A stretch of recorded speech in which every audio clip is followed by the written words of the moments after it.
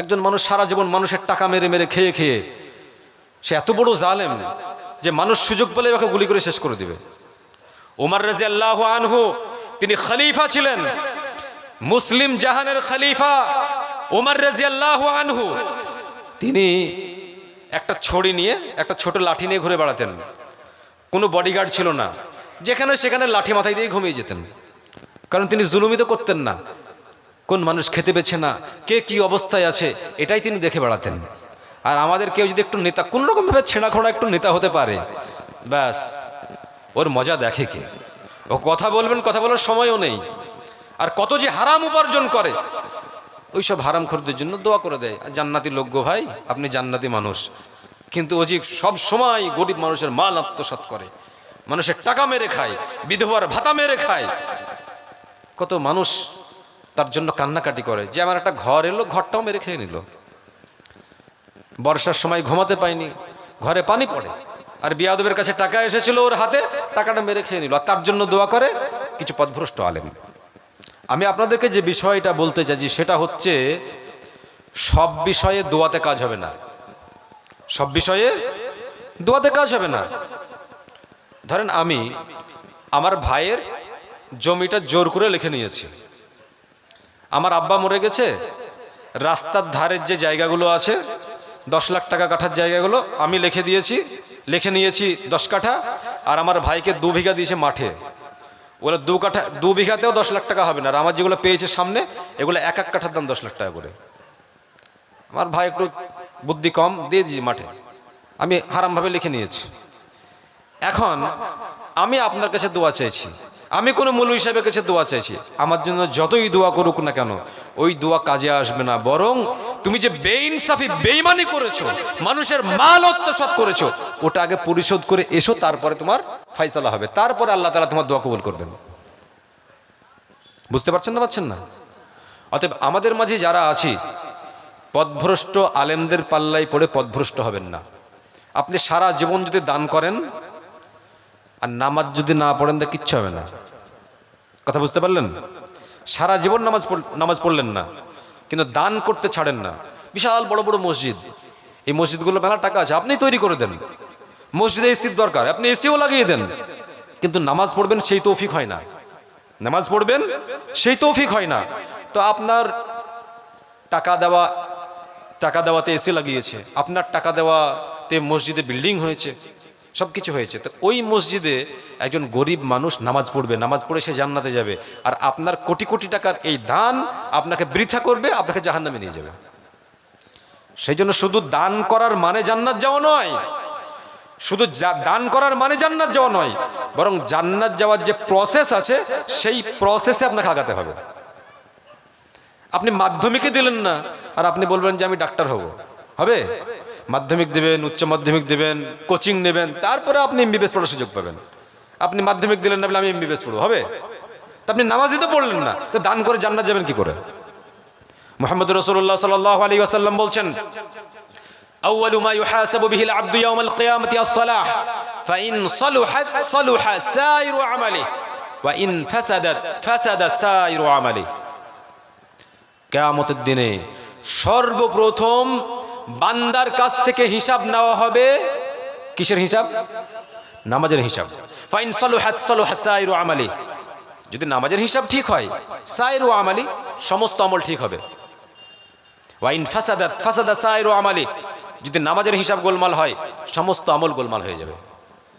আপনি 5 ওয়াক্ত নামাজ পড়েন না, কিন্তু পৃথিবীতে এমন কোনো নেকি নাই যে নেকি আপনি করেননি, কিন্তু নামাজ পড়েন না। সব নেকি করেছেন, নামাজ পড়েননি, তাহলে আপনি ধ্বংস হয়ে গেলেন, আপনি ধ্বংস হয়ে গেলেন। সৌদির উলামা কমিটি ওরা তো স্পষ্ট বলেই দিয়েছে যে যারা বেনামাজি এরা হচ্ছে কাফের, যারা বেনামাজি তারা কি? কাফের। বেনামাজি মৃত্যুবরণ করলে জানাজা নেই, গোসল নেই, যে অবস্থায় মরে গেছে সেই অবস্থায় গিয়ে মুসলমানদেরকে যেখানে কবর দেওয়া হয় সেখানে না, অন্য জায়গায় কবর মাটি করে পুঁতে দিতে হবে। এটা হচ্ছে সৌদির স্থায়ী উলামা কমিটিদের ফতোয়া। যদিও কিছু আলেম বলেছেন যে বেনামাজি যদি নামাজ পড়ছে না কিন্তু সে আফসোস করে যে নামাজ পড়তে পারছে না, তাহলে সে কুফরি করবে, কিন্তু পুরোপুরি কাফের হয়ে যাবে না। কিন্তু সৌদির যারা বড় আলেম, স্থায়ী যে উলামা কমিটি রয়েছেন, ফতোয়া বিভাগ রয়েছে, সেখান থেকে ফতোয়া দেওয়া হয়েছে যে যারা বেনামাজি তারা হচ্ছে কাফের, তাদের জানাজাও নেই, গোসলও নেই। এখন আপনাদের কাছে আমার প্রশ্ন, এই যে রাত জেগে জেগে জালসা শুনছেন, আমার পরে আরেকজন বক্তা আসবেন, তার কাছ থেকে জালসা শুনবেন, আল্লাহর কসম করে বলছি, আল্লাহর কসম করে বলছি, জালসা শোনার পরে আপনি যদি বেনামাজি থেকে যান আর প্রতিদিন জালসা শোনেন, এই জালসা আপনার 5 পয়সার কোনো উপকার করতে পারবে না।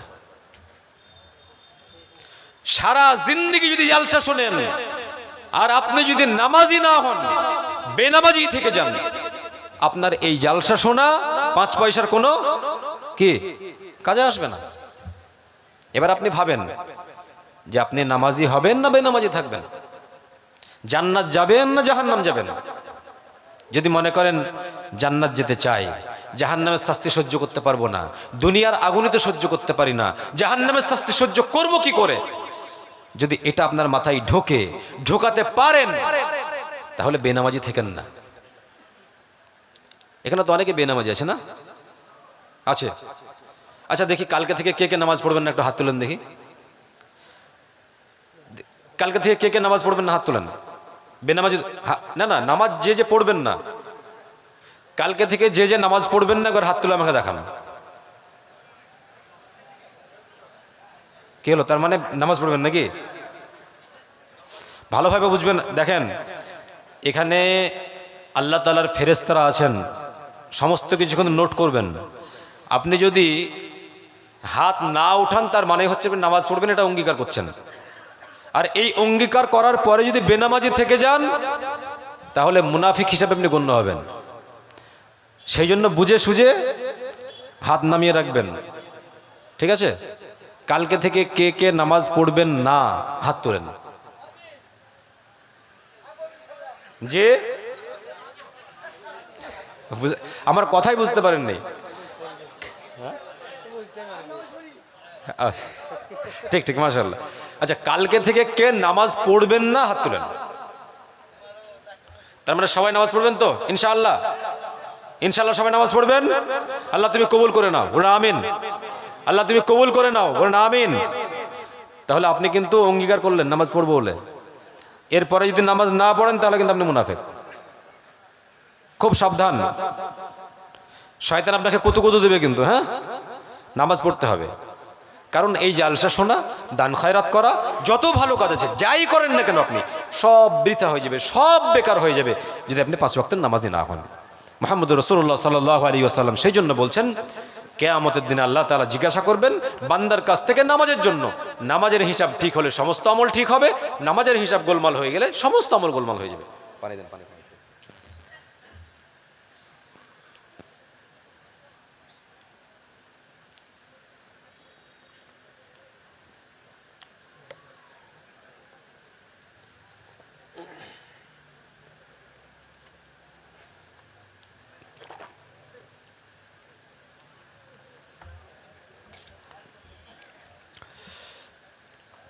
মুহাম্মদ রাসূলুল্লাহ সাল্লাল্লাহু আলাইহি ওয়াসাল্লাম বলছেন, বাইনার রাজুলি ওয়া বাইনাশ শিরকি ওয়াল কুফরি তারকুস সালাহ। একজন মুমিন মুসলিম আর কাফেরের মধ্যে পার্থক্য হচ্ছে নামাজের। একজন মুমিন মুসলিম নামাজ পড়ে আর একজন কাফের নামাজ পড়ে না।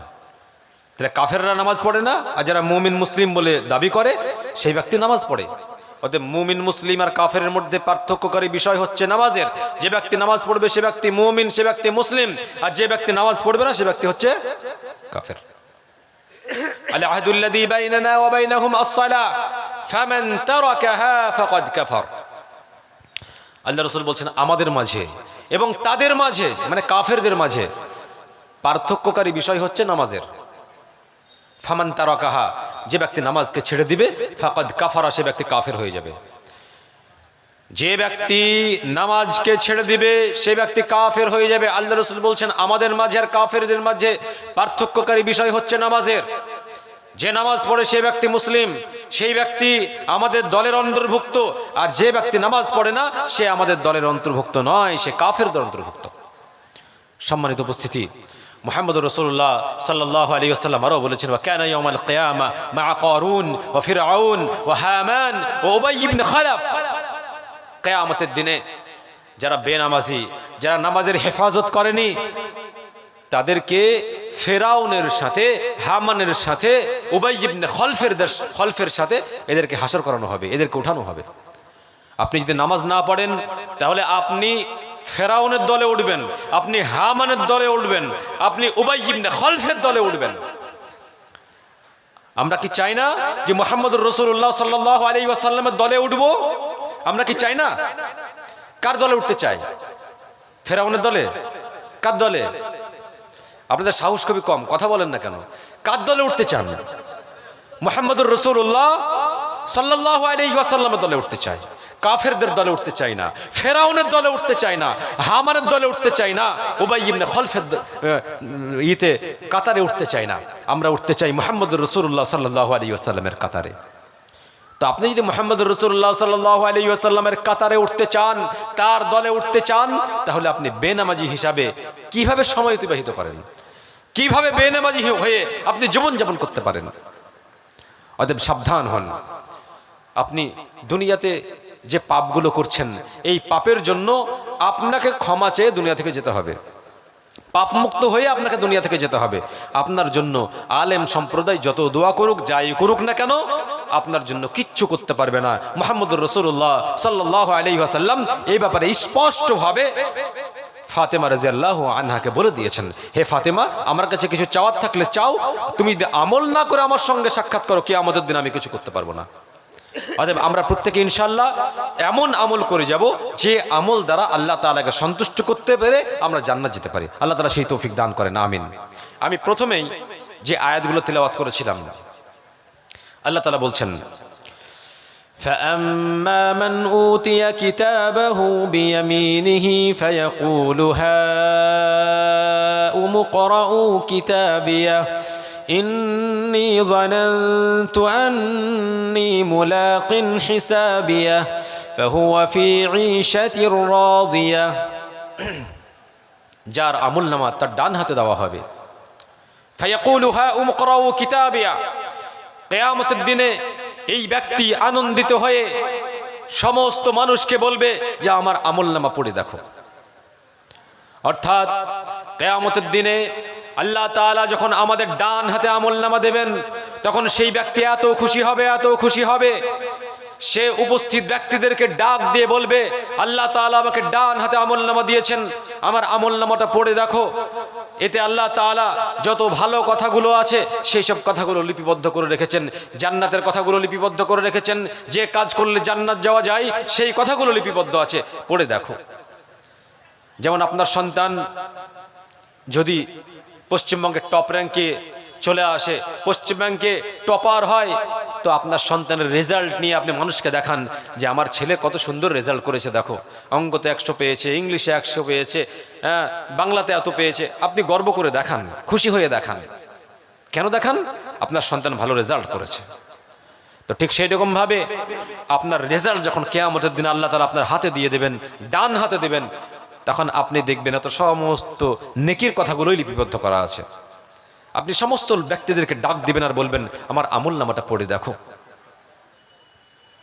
মুফাসসিরিন কেরামরা বলছেন, যে ব্যক্তির ডান হাতে আমল নামা দেওয়া হবে, যদিও ওই ব্যক্তি দুনিয়াতে পাপ কাজ করেছে, তো সেই পাপের কথা ওই আমল নামাতে লেখা থাকবে না।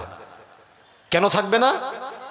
সূরা ফুরকান আয়াত নাম্বার 70 মধ্যে আল্লাহ তাআলা বলছেন, ইল্লা মান তাবা ওয়া আমানা ওয়া আমিলা আমালান সালিহান ফাউলাইকা ইউবাদদিলুল্লাহু সাইয়্যাতিহিম হাসানাত ওয়া কানাল্লাহু গফুরার রহিমা। যারা ঈমান এনেছে, তওবা করেছে, সৎকর্ম সম্পাদন করেছে, ফাউলাইকা ইউবাদদিলুল্লাহ, আল্লাহ তাআলা তাদের গুনাহগুলোকে নেকি দ্বারা পরিবর্তন করে দিবেন। সুবহানাল্লাহ। কারণ একজন ব্যক্তি নামাজ পড়তো না, ওই ব্যক্তি যখন জানলো যে নামাজ না পড়লে তো জাহান্নামে চলে যেতে হবে, একজন ব্যক্তি জানলো সুদ খেলে তো জাহান্নামে যেতে হবে, ওই ব্যক্তি সুদ ছেড়ে দিল, তওবা করে সুদ ছেড়ে দিল।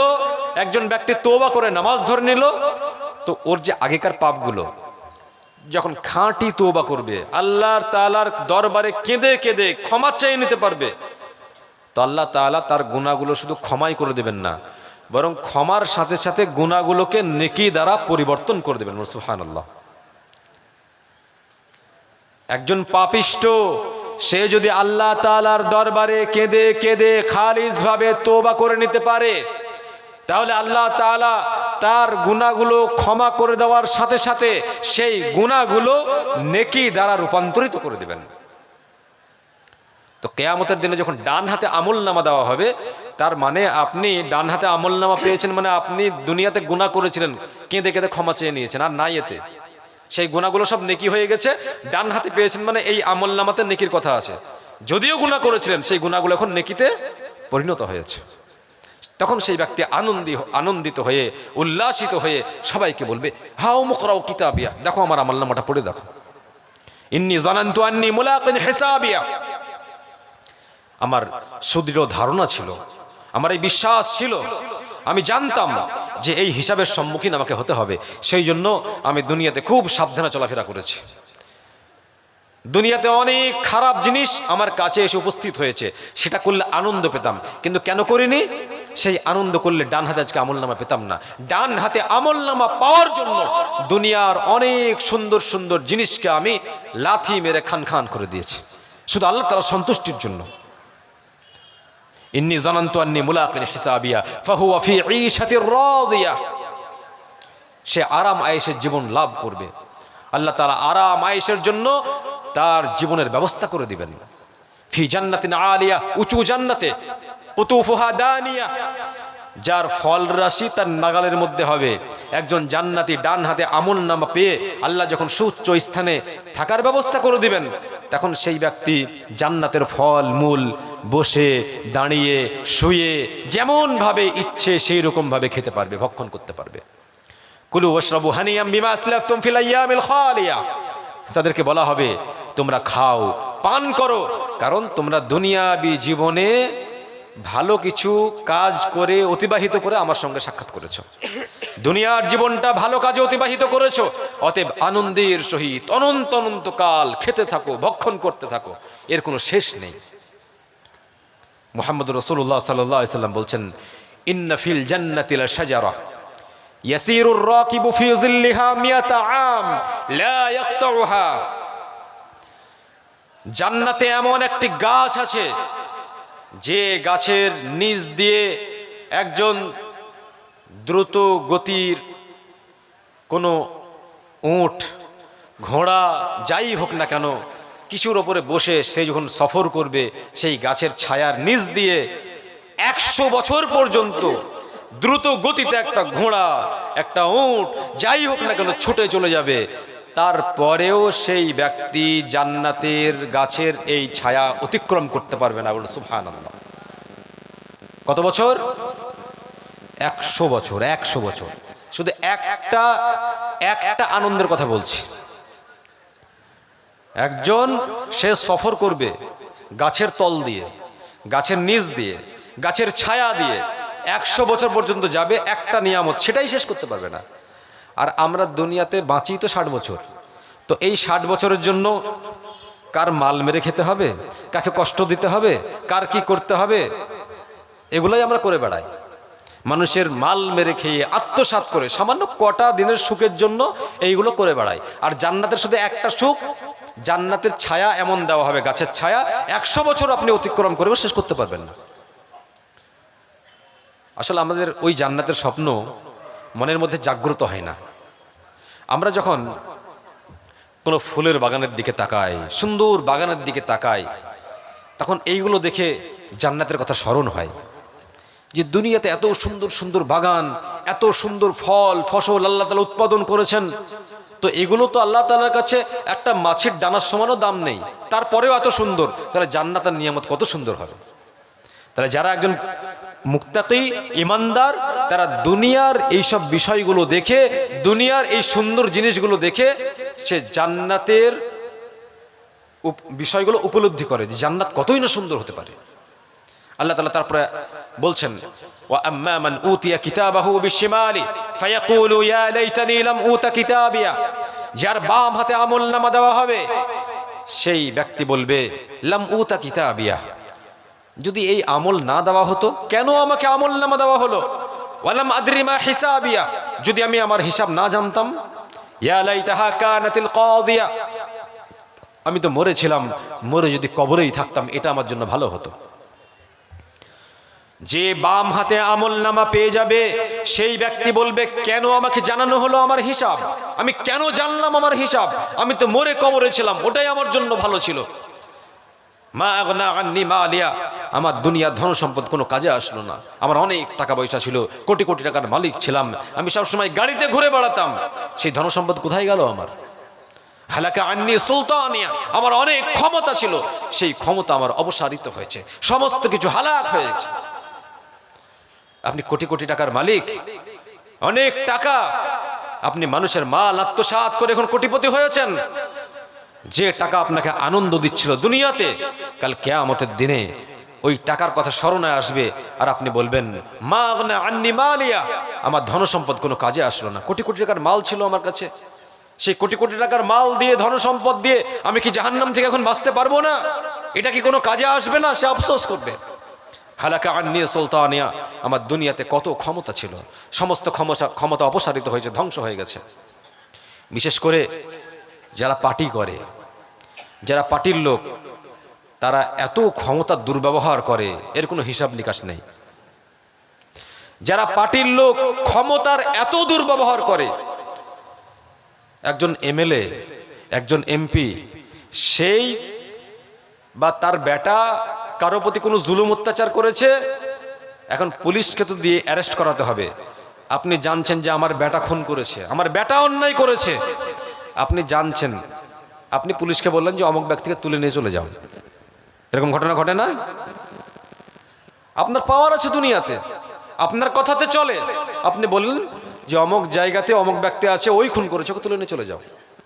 আপনার কথাতে তাকে অ্যারেস্ট করে নিয়ে চলে যায়, আর আপনার ছেলে ঘুরে বেড়ায়। আপনার ভাই মার্ডার করে, আপনার ভাই খোলা রাস্তায় ঘুরে বেড়ায়, আর একজন সাধারণ মানুষকে, অন্য পার্টির লোককে ধরিয়ে দেওয়া হয়, সে জেলখানাতে, তার ছেলে মেয়ে কি অবস্থা হয়, আর সে জেলখানাতে অন্ধকার জগতে সেইখানেতে সময় কাটায়। তো কিয়ামতের দিনে এই ব্যক্তি বলবে আমার কত পাওয়ার ছিল, আমি ছিলাম মন্ত্রী, আমি ছিলাম এমএলএ, আমি ছিলাম এমপি, আমার অনেক পাওয়ার ছিল, সেই পাওয়ার কোথায় গেল? আজকে তো আমাকে জাহান্নামে যেতে হচ্ছে। হালাকা আন্নি সুলতানিয়া, খুযুহু ফাগুল্লু, খুযুহু ফাগুল্লু, ফেরেশতাদেরকে বলা হবে ওকে ধরো, গলদেশে বেড়ি পরিয়ে দাও, সুম্মাল জাহিমা সাল্লু, অথবা জাহান্নামে নিক্ষেপ করো। একজন নেতা, একজন মন্ত্রী যখন কোনো জায়গা দিয়ে যায়, তখন তার আগে গাড়ি, পেছনে গাড়ি, কত প্রোটেক্ট। সেই ব্যক্তিকে কোটি কোটি মানুষের সামনে যখন গলাতে বেড়ি পরিয়ে দিয়ে, তার জুলুম অত্যাচারের জন্য, অন্যায় কাজের জন্য, মানুষের মাল মেরে খাওয়ার জন্য যখন গলায় বেড়ি পরিয়ে দিয়ে ছাগল গরুর মতো টানতে টানতে জাহান্নামে নিক্ষেপ করা হবে, তখন সে বলবে মা আগনা আন্নি মালিয়া হালাকা আন্নি সুলতানিয়া, আমার মাল কোনো কাজে আসলো না, আমার ক্ষমতা কোনো কাজে আসলো না, ক্ষমতা ধ্বংস হয়ে গেছে। কত আমার ক্ষমতা ছিল, আমার কথাতে প্রশাসন উঠা বসা করতো, আমি অমুক জায়গা থেকে অমুক অফিসারকে ট্রান্সফার করে দিয়েছি, চলবে এখান থেকে, আমার হয়ে কাজ করবি না, মানে এখান থেকে চলে যা, এত পাওয়ার আমার ছিল। সেই পাওয়ার কোথায় গেল আজকে? আমার পাওয়ার সব ধ্বংস হয়ে গেছে। সম্মানিত উপস্থিতি, কাল কিয়ামতের দিনে আল্লাহ তাআলা খুব সূক্ষ্মভাবে বিচার করবেন, খুবই সূক্ষ্মভাবে বিচার করবেন। আপনি যা করেছেন সেই অনুযায়ী আপনার হাতে আমলনামা দিয়ে দেওয়া হবে।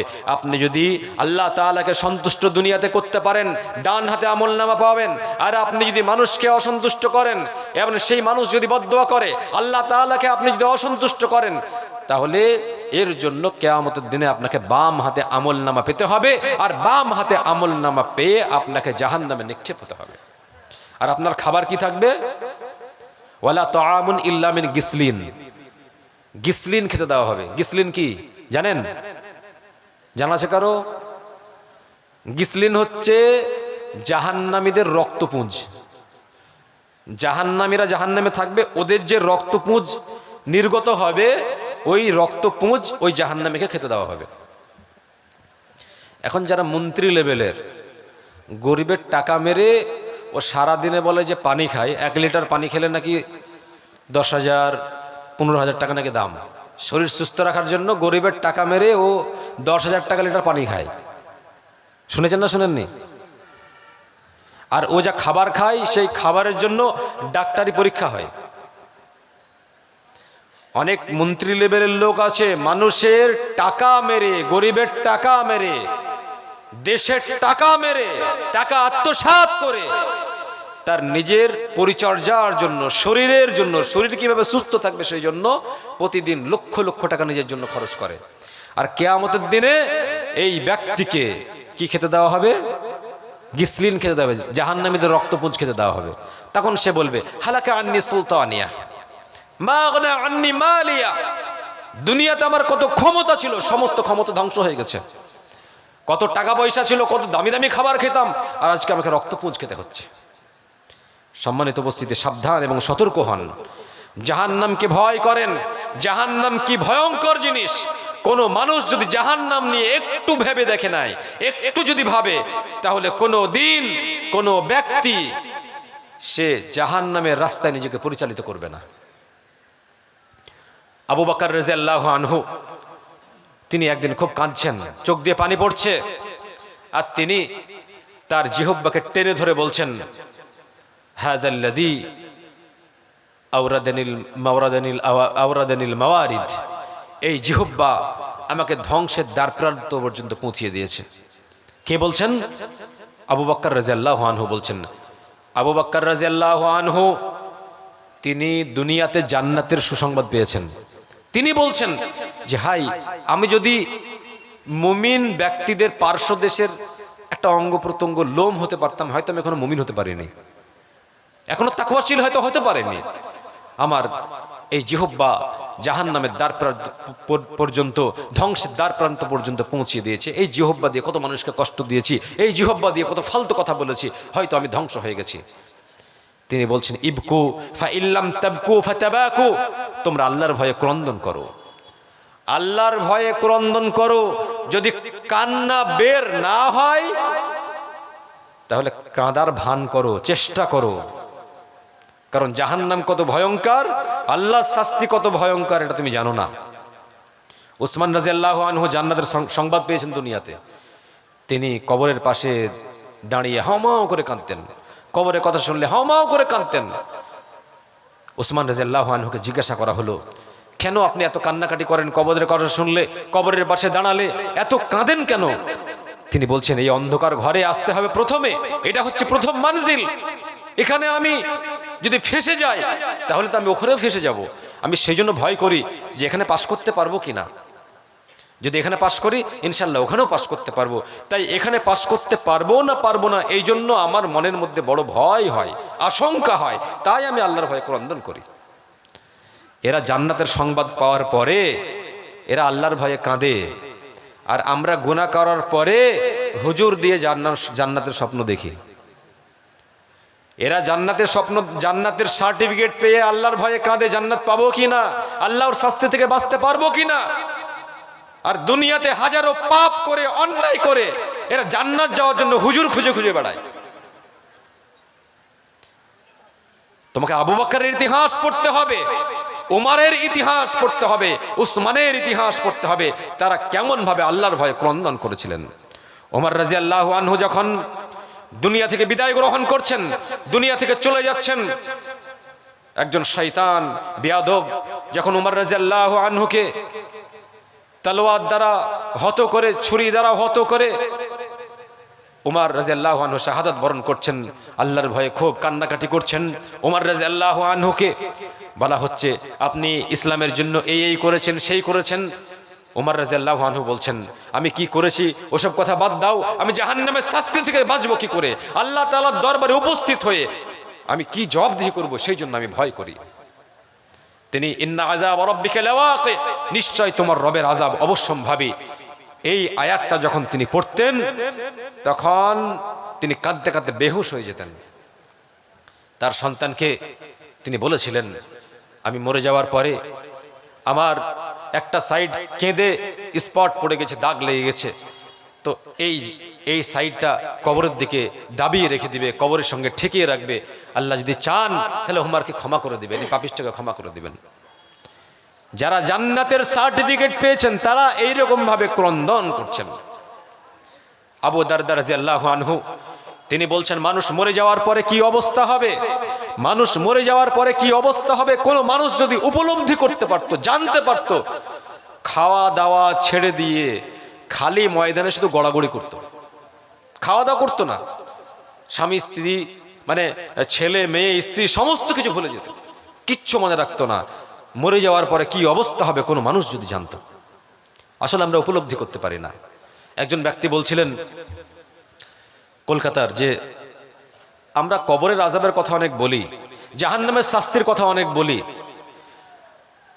আল্লাহ তাআলা কবরে কি আযাব দিবেন এই কথা ছেড়ে দিলাম, জাহান্নামের কি শাস্তি দিবেন এই কথাটা ছেড়েই দিলাম।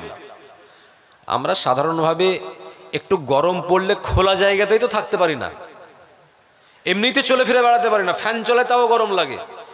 তো আল্লাহ যদি জাহান্নামের আযাব নাও দেন, তো কবরের ভিতরে অন্ধকার জগতে সামান্য একটু ঘরের মধ্যে থাকা, এটা কি কম কষ্ট, এটা কি কম শাস্তি? কথাটা ভালোভাবে বুঝবেন, খুব উপদেশের কথা। উনি বলছেন যে আল্লাহর আযাবের কথা ছেড়েই দিলাম, ওই যে অন্ধকার জায়গা, কিচ্ছু নেই, ছোট জায়গা যেখানে কোনো হাওয়া আসবে না, আলো নাই, বাতাস নেই, কিচ্ছু নেই, তাই কবরে থাকাটাই তো বড় আযাব, এটাই তো বড় শাস্তি। তো মানুষ যদি এটাই চিন্তা ভাবনা করে, তাহলে কোনো মানুষ কি বেনামাজি থাকে, কোনো মানুষকে হারাম কাজ করে, কোনো মানুষ কি সুদে টাকা খাটায়, কোনো মানুষ কি অন্যায় অত্যাচার করে মানুষের প্রতি? আমরা প্রত্যেকে ইনশাল্লাহ এই বিষয়গুলো একটু গভীরভাবে উপলব্ধি করব। আশা করা যায় আমাদের দুনিয়া এবং আখিরাতে আল্লাহ তাআলা কামিয়াব করবেন।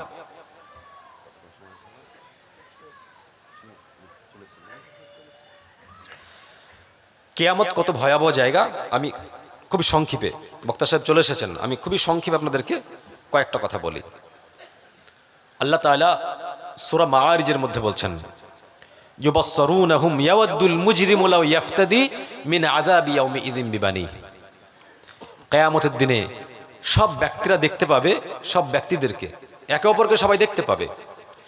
তো একজন জাহান্নামী ব্যক্তি, যে ব্যক্তি জাহান্নামে যাবে, দুনিয়াতে আল্লাহ তাআলাকে অসন্তুষ্ট করে বিদায় গ্রহণ করেছে, ওই ব্যক্তি জাহান্নামের ভয়াবহতা দেখে আল্লাহকে বলবে, ইয়াওয়াদ্দুল মুজরিমু লাউ ইয়াফতাদি মিন আযাবি ইয়াউমিইযিন বিবানি, হে আল্লাহ, আমার সন্তান সন্ততিকে জাহান্নামে নিক্ষেপ করে আমি এগুলো পণ স্বরূপ দিতে চাইছি, আমাকে জাহান্নামের আগুন থেকে বাঁচিয়ে নাও। একজন জাহান্নামী ব্যক্তি যখন সবাইকে দেখতে পাবে যে আমার ছেলে এটা, এটা আমার মেয়ে, এটা আমার স্ত্রী, সবাইকে দেখতে পাবে, কিন্তু কোনো কথা জিজ্ঞাসা করবে না জাহান্নামের ভয়াবহতা দেখে, সে আল্লাহকে বলবে, ইয়াওয়াদ্দুল মুজরিমু লাউ ইয়াফতাদি মিন আযাবি ইয়াউমিইযিন বিবানি, হে আল্লাহ, মুক্তিপণ স্বরূপ আমার ছেলে মেয়েকে জাহান্নামে দিতে চাইছি, এদেরকে জাহান্নামে দিয়ে আমাকে জাহান্নামের আগুন থেকে বাঁচিয়ে নাও। ওয়া সাহিবাতিহি ওয়া আখি, আমার স্ত্রীকে জাহান্নামে দিয়ে দাও, এবং আমার ভাইকে জাহান্নামে দিয়ে দাও, আমাকে জাহান্নামের আগুন থেকে বাঁচিয়ে নাও।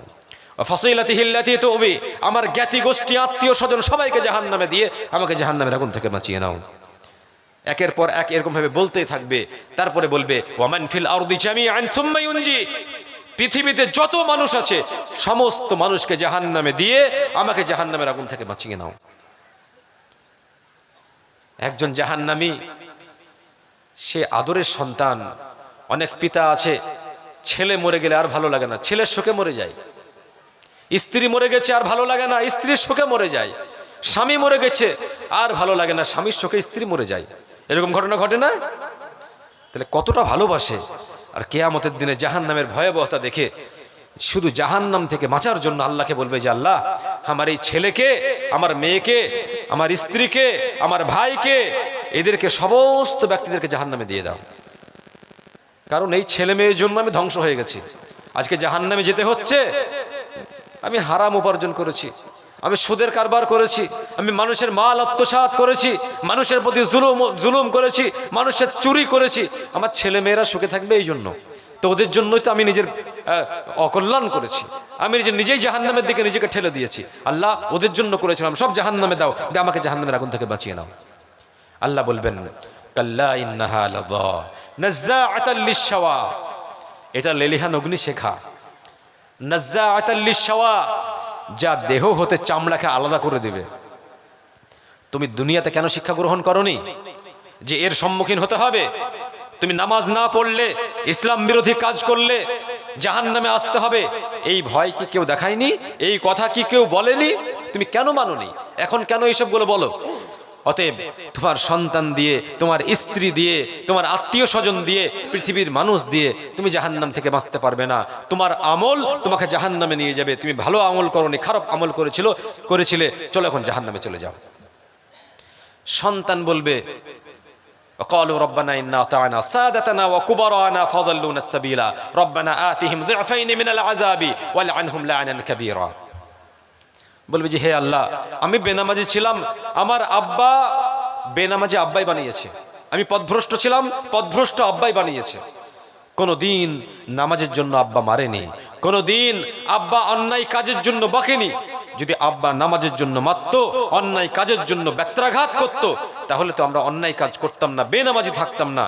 আব্বা মা বড়রা আনুগত্য করেছে, ওদেরকে ডবল শাস্তি দাও।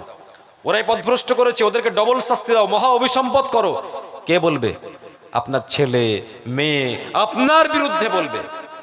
তাহলে আপনি ছেলে মেয়েদের জন্য বলে জাহান্নামে দিতে চাইবেন, আর আপনার ছেলে মেয়ে আপনাকে জাহান্নামে দিতে চাইবে, এবং শুধু তাই নয়, বলবে ডবল শাস্তি দাও। আচ্ছা, এগুলো তো গেল। এবার শেষের যে পয়েন্টটা, এই পয়েন্টটা বলে আমি শেষ করব, সময় হয়ে গেছে। এবার কত বড় ভয়ঙ্কর কথা দেখেন। আমার ছেলে মেয়ে, আমার স্ত্রী, এরা আমার দুশমন, ঠিকই আছে, কিন্তু আমার এই হাত, পা, চোখ, কান, শরীরের অঙ্গ প্রত্যঙ্গ, এগুলো সবই আমার দুশমন। কথা বুঝতে পারছেন? আপনার ছেলে মেয়ে এগুলো আপনার দুশমন, ঠিক আছে, আপনি আপনার ছেলের দুশমন, আপনার ছেলে আপনার দুশমন। আর এই হাত পা গুলো, এগুলো আবার আপনার দুশমন হবে। কিভাবে হবে? يوم تشهد عليهم ألسنتهم وأيديهم وأرجلهم بما كانوا يعملون।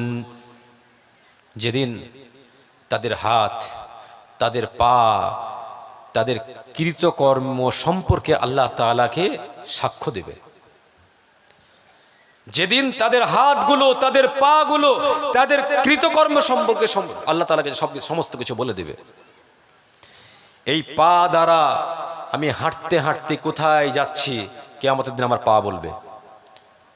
আজকে এখানে জালসা হচ্ছে, কোন ব্যক্তি এই ইসলামী সভাকে ছেড়ে দিয়ে আমতলাতে কোনো যদি গানের আড্ডা হয়, সেখানে যদি কোনো নায়ক নায়িকা আসে, কোনো ড্যান্সের আসরে গিয়েছে, কিয়ামতের দিনে আল্লাহকে বলবে যে হে আল্লাহ, পা আপনার পা বলবে যে অমুক জায়গায় ইসলামী সভা ছিল, ওখানে গেলে হেদায়েত পেত, কিন্তু ওখানে না গিয়ে অমুক নায়ক নায়িকা এসেছিল, ওইখানে এই পা নিয়ে হেঁটে গিয়েছিল।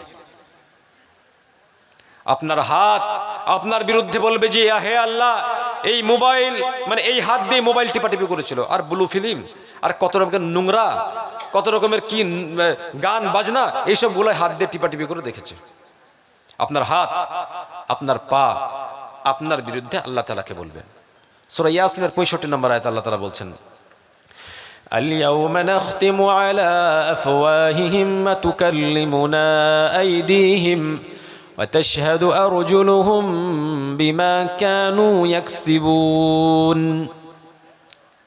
আজকে আমি তাদের মুখে মোহর লাগিয়ে দেব। ওয়াতুকাল্লিমুনা আইদিহিম, তাদের হাত আমার সঙ্গে কথা বলবে। ওয়াতাশহাদু আরজুলুহুম, এবং তাদের পা তাদের কৃতকর্ম সম্পর্কে সাক্ষ্য দেবে, যা সে করে এসেছে। আপনার হাত, আপনার পা, সমস্ত কিছু আল্লাহ তাআলার দরবারে সমস্ত কিছু বলে দিবে। আল্লাহ তাআলা সূরা হামিম সাজদার মধ্যে বলছেন, হাত্তা ইযা মা জাউহা শাহিদা আলাইহিম সামউহুম ওয়া আবসারুহুম ওয়া জুলুদুহুম বিমা কানু ইয়ামালুন ওয়া ক্বালু লিজুলুদিহিম লিমা শাহিদতুম আলাইনা ক্বালু আনতাকানা আল্লাহু আল্লাযী আনতাকা কুল্লা শাই ওয়া হুয়া খালাকাকুম আউওয়ালা মাররাতিন ওয়া ইলাইহি তুরজাউন। যখন জাহান্নামীদেরকে জাহান্নামের সন্নিকটে উপস্থিত করা হবে, শাহিদা আলাইহিম সামউহুম, তখন তাদের কান, তাদের চোখ, তাদের অঙ্গ প্রত্যঙ্গ সমস্ত কিছু তার বিপক্ষে আল্লাহ তাআলার কাছে সাক্ষী দিয়ে দেবে। তখন ওই জাহান্নামী আফসোস করে বলবে, ওয়া ক্বালু লিজুলুদিহিম লিমা শাহিদতুম আলাইনা, কেন তোমরা আমাদের বিরুদ্ধে সাক্ষ্য দিলে? আপনার অঙ্গ প্রত্যঙ্গকে মানে অঙ্গ প্রত্যঙ্গকে আপনি নিজে বলবেন যে হে হাত, হে পা, তুমি কেন সাক্ষ্য দিলে আমার বিরুদ্ধে? তখন বলবে যে হে, যে আল্লাহ তাআলা সমস্ত কিছুকে বাক শক্তি দিয়েছেন, কথা বলার শক্তি দিয়েছেন, আজকে তিনি আমাদেরকে কথা বলার শক্তি দিয়েছেন। আপনার হাত, পা, চোখ, কান, শরীরের প্রত্যেকটা অঙ্গ প্রত্যঙ্গ আপনার এগনেস্টে, আপনার বিরুদ্ধে আল্লাহ তাআলার কাছে সমস্ত কিছু ফাঁস করে দিবে। আপনি যে চোখ দিয়ে ব্লু ফিল্ম দেখেন, কান দিয়ে গান শুনেন, পা দিয়ে জেনাবা বিচার করতে চলে যান, হাত দিয়ে হারাম টাকা গুনেন, হাত দিয়ে কোনো মেয়েকে স্পর্শ করেন, যত রকমের পাপ আছে হাত দ্বারা করেন, পা দ্বারা করেন, কান দ্বারা করেন, আর এই চোখ দ্বারা করেন, সমস্ত কিছু আপনার এই অঙ্গ প্রত্যঙ্গ আল্লাহ তাআলার কাছে ফাঁস করে দেবে। কাকে বিশ্বাস করবেন? কাউকে বিশ্বাস আছে? আপনার হাত আপনার নয়, আপনার পা আপনার নয়, আপনার চোখ আপনার নয়, আপনার কান আপনার নয়। তখন আপনি আফসোস করে বলবেন কেন বললে? তখন বলবে যে আল্লাহ তাআলার আদেশ। আল্লাহ তাআলা জিজ্ঞাসা করছেন কেন বলবো না? আল্লাহ তাআলা কথা বলার শক্তি দিয়েছেন। একটা মানুষের চোখের সমস্যা হলে নেপাল যায় চোখ দেখাতে, কানের সমস্যা হলে চলে যায় হায়দ্রাবাদ, চলে যায় ভেলুর, ব্যাঙ্গালোর চলে যায় কান দেখাতে। শরীরের কোনো অর্গান খারাপ হলে, অর্গানে কোনো সমস্যা হলে চলে যায় বাইরে, ভেলুর চলে যায়, চেন্নাই চলে যায়, ভালো জায়গায় ট্রিটমেন্ট করার জন্য।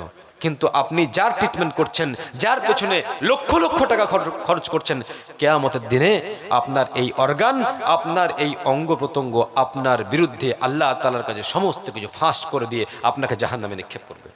অতএব কাউকে বিশ্বাস করবেন না, ঈমানের উপরে থাকবেন, গুনাহ করবেন না, কারণ কিয়ামতের দিনে কোনো কিছু লুকানো থাকবে না। সাবধান হন। আল্লাহ তাআলা আমাদের সবাইকে সঠিকভাবে ঈমানের উপরে অটল থাকার তৌফিক দান করেন, আমিন।